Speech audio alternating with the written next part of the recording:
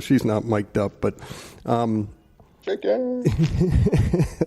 so how can men equip their wives to defend themselves and the children? What can we teach our wives?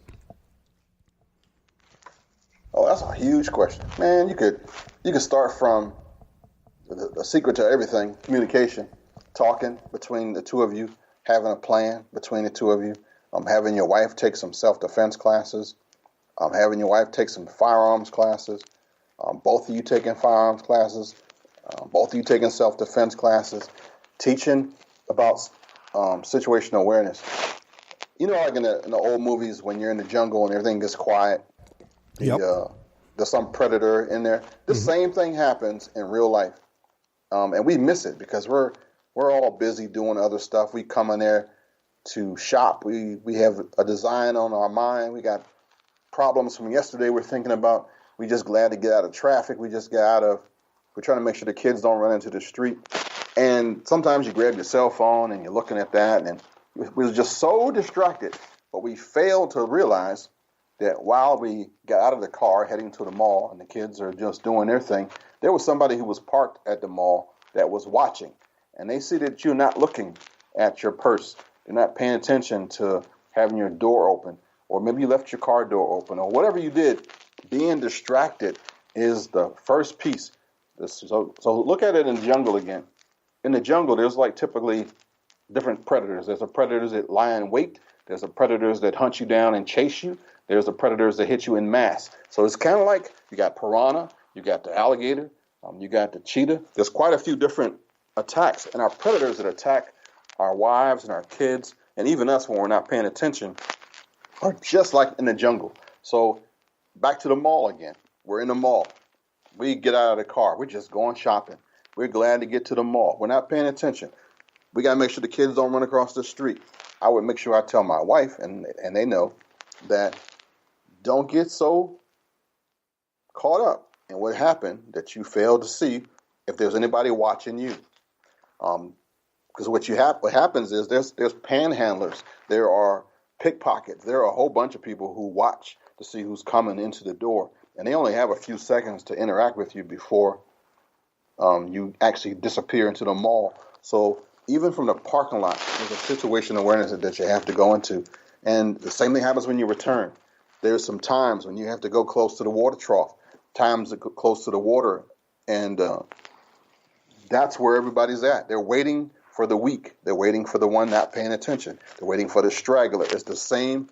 If you look at a National Geographic and there's an alligator sitting in that water, the water looks clear. It's quiet. There's nothing happening there. But I'm telling you, it's a whole bunch of stuff happening. We're just not paying attention. And if you can illustrate what I just said to your family, it changes everything. Make sure that you communicate that aside from life, aside from us, there is a world, there is people, there are folks who don't have God in their life, don't fear anything except for being locked up again. They have been shot already. They have been imprisoned already. Their mindset is different than yours. They will fight you up to a point. So there's a thinking that you have to get in your mind that, one, I'm going to survive. Two, my kids are going to survive. Three, we're going to get out of here. And once you do that, you'll be tired by the time you get home because you've watched all these people. You've done your job. And in my household, it's my job. So I let my family just go nuts. And but I watch everybody who watches them. I watch my wife when I go to the women's stores. She goes, "You look like you're my security," and I go, "I am." And she just smiles and she goes on about her business, oblivious to everything. And I'm happy because she knows I'm watching the person. And I'll actually, if somebody starts to walk toward her, she'll never see him. But before that person gets to them, I'm standing next to my wife. So it's kind of like being a Secret Service agent for your family. And you can do that as a man pretty easy, and they don't even have to know. So your family can be totally non-security oriented. But as long as you're paying attention, you're like Secret Service for your family. Wow. Yeah. I guess I never really thought about that. And that's so true. I mean, but that could be a whole other show on right? Men's responsibilities in their family and because, man, the family's just torn apart nowadays. But think about this. You know how, like, sometimes, I'm not sure everybody's like this, but you know how sometimes we hate going to the mall with our family? Oh, yeah. They're like oblivious. They're all happy, and you're like, okay, I'm your chauffeur. I got to drive you mugs to this mall, and I don't even want to hold your purse when I'm in this lady's shop. But if you flipped it and said, I'm on duty now, and I'm going to protect you while you're doing this thing, now you don't have to just go sit over in the shoe section. You got a job. You can make sure that nobody snatches her purse, nobody comes too close to her, or your kids. So if you change your mindset, the mall ain't that bad because you're on duty the whole time. Yep. No, that is true. That is so true. Anything anyone want to add? Johnny, got any questions down there? Nah, I'm ready to go shoe shopping. You got one of the guys all motivated. He's going to bring his whole family to the mall now and go on duty. He's ready. I'm telling you, it's cool. I mean, you can people watch, and you can actually see predators, and then watch somebody. This will really mess you up. You'll watch somebody that nobody else sees, and you can tell they're up to no good. And they see you, and they change their posture, and they go on to somebody else, and you go, ha, one for me. Yeah. Gotcha. Yeah. All right. Okay, so now, man, in today's world, this is so important. How to protect our rights. Okay, how do you recommend we respond to police when force is needed to be used? If we've had to use force, what do we do when the police finally show up? What do you recommend? Be the first one to call 911. You want to be the one who called and said, I just had an incident in my house. I need you to come here. Shots have been fired, and I will be wearing a checkered shirt, and I'm sitting here on my front porch when you get here. I am the homeowner, and my name is so-and-so. You want to be the first one to report. And the next thing that happens is don't talk too much. Just wait until the officers show up and then answer questions as they ask you. But don't just give up a whole bunch of stuff because that will also be in their report.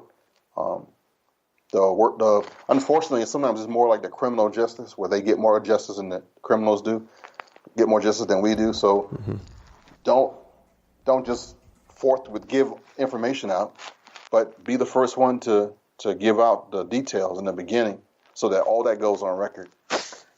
You have to defend yourself as a legal, law-abiding citizen and make sure that you don't end up in jail. Honesty is still the best policy, but just don't go crazy with trying to give information and help when you're not being asked. Yeah, just answer the question. Don't give up any more information than what was asked. I'm going to save the Second Amendment right till the last, but conceal and carry mistakes. What have you seen? What are some common things that people do that we shouldn't be doing? They're supposed to be concealed, but they're not. They're just so proud of being a gun owner that they want to show off their firearm. If you're a really concealed carry person, nobody should know. You should learn how to buy the right kind of clothing or the right accessories so that nobody knows you're even a gun person. And that even goes to your the gun that you carry. You don't want to have it with the engraved "kill 'em all" that God sort them out on the side of it. That'll get you in trouble later. Yeah. You don't want to have a whole bunch of stickers on the back of your car. Insured by Smith & Wesson. All that stuff are tales that the prosecutor can use to say that you were looking for a fight, that you were not a peaceful person, that you were a vigilante from the beginning. There's a anti-gun thing going on in the world right now, only because it gets attention and it makes politicians and lawyers rich. So even if they are pro-Second Amendment for themselves, they will pounce on you to get credibility and to win cases and to look like they're doing something for the company, for the country. All right, Ken. Hey, this is Alex. I have a question regarding signs. Okay. What about those warning signs on your house? Like it's a picture of a gun. You know what I mean? Like We don't dial 911. Yeah, stuff like that. Are those kind of like parts of what you are talking about too? Like, totally, man, totally. It's cool. Put it in your bar. But don't put it on the outside. Put it on the inside in your man cave. Beware of the dog. This place is alarmed. But you're on video camera. Okay. But legally, can they hold you, accountable for something like that too? To say, hey, okay, so you are kind of the one. Okay, I got it. If you're a concealed carry holder, be concealed. Be the Christian that nobody would ever suspect of having a 50 cal in their pants. Yeah. Little Sally? No way she carrying that 44 mag. Yeah, women they carry around that purse. They can hide a lot of stuff in there. Absolutely. All right. So now we're listened to all over the world, but here in America, how can we, what are ways that we can support our Second Amendment rights? What are some things we can do? The number one thing is to get involved. A lot of people, we got it so good here in America that we don't have to do anything. So we figured, we got the NRA, the Second Amendment Foundation, Gun Owners of America, the USCCA. There's just so many organizations that's taking care of things. There's statewide organizations. And you have to get involved. Nobody's testimony is as good as your testimony. You have to make sure that you are the one who's talking to people. Sometimes nobody wants to hear Wayne LaPierre, but they might listen to you. So if you're talking to a crowd at the church or in a Bible study and the whole gun thing comes up, they know you, that you're not a kook. Your credibility is a little bit higher than the talking heads on television. That gun rights thing starts at home. It starts in our communities. It starts with our neighbors.